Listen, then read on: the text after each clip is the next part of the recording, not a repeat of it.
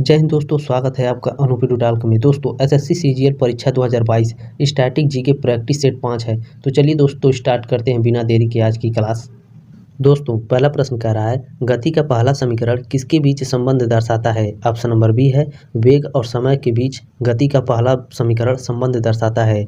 Note करिएगा दोस्तों, गति का पहला समीकरण v बराबर u प्लस ए टी है, जहाँ v अंतिम वेग है, u प्रारंभिक वेग है, a त्वरण है और t समय है। स्थिति समय संबंध गति का दूसरा समीकरण देता है, अर्थात गति का दूसरा समीकरण है दोस्तों s बराबर U T plus half A T square.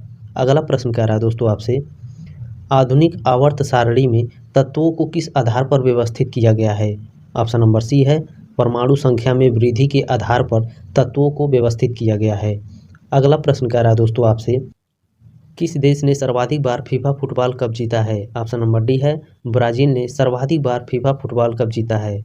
Note करिएगा दोस्तों, फीफा का फुल फॉर्म क्या होता है? International federation of association football, Hindi में federation international de football association. ये भी याद रखिएगा दोस्तों, फीफा की स्थापना 21 मई 1904 को 7 राष्ट्रीय संघों Belgium, Denmark, France, Netherlands, Spain, Sweden और स्विट्जरलैंड द्वारा की गई थी।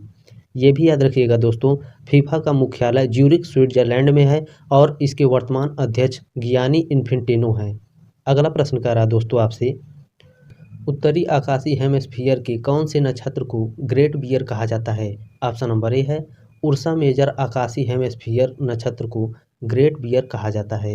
अगला प्रश्न कह रहा है दोस्तों आपसे, कान्हा राष्ट्रीय उद्यान किस राज्य में है? ऑप्शन नंबर बी है मध्य प्रदेश में। कान्हा राष्ट्रीय उद्यान मध्य प्रदेश में स्थित है। किसके लिए प्रसिद्ध है दोस्तों? तो याद रखिएगा, बाघों के लिए प्रसिद्ध है।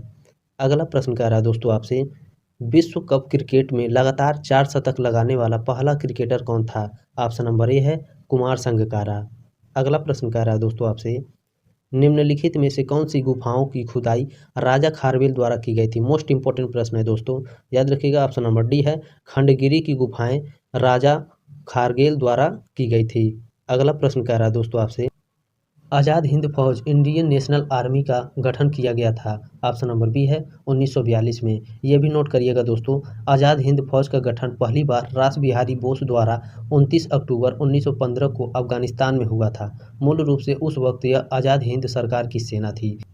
ये भी याद रखिएगा दोस्तों, 1942 में आज़ाद हिंद फौज की स्थापना सुभाष चंद्र बोस ने की थी। अगला प्रश्न कह रहा है दोस्तों आपसे, पानी को ब्लीचिंग पाउडर में मिलाने पर कौन सी गैस निकलती है? ऑप्शन नंबर डी है क्लोरीन।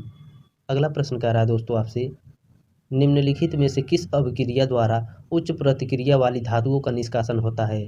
ऑप्शन नंबर बी है इलेक्ट्रोलिसिस विधि द्वारा उच्च धातुओं का निष्कासन होता है दोस्तों।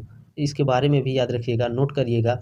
इलेक्ट्रोलिसिस वह प्रक्रिया है जिसके द्वारा आयनिक पदार्थ सरल पदार्थों में विघटित हो जाते हैं जब उनके माध्यम से विद्युत धारा प्रवाहित की जाती है। ये भी याद रखिएगा, विद्युत इलेक्ट्रॉनों या आयनों का प्रवाह होता है। इलेक्ट्रोलिसिस के काम करने के लिए यौगिक में आयन होने चाहिए। वीडियो अच्छा लगे तो लाइक करें, शेयर करें, सब्सक्राइब जरूर करिएगा दोस्तों। आपका बहुत बहुत आभार। जय हिंद।